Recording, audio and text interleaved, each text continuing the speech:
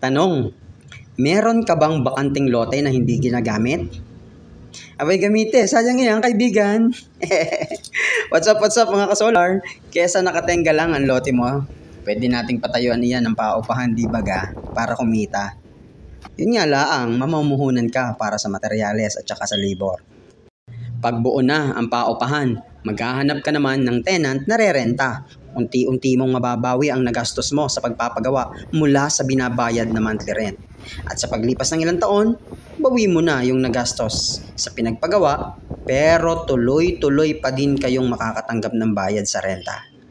Alright, now pwede nating maikumpara sa paupahan yung solar setup bilang investment. Ang katumbas ng bakanting lote ay yung ating bubong. Tulad din ng paupahan, may mga materyales at labor din ang solar setup. At yung monthly rent ng umuupa ay yung nababawas sa bill natin sa kuryente. O di ba? Parang may paupahan sa bubong na may regular na umuupa at on schedule pa palagi magbayad. Yun lang naman. Follow for more.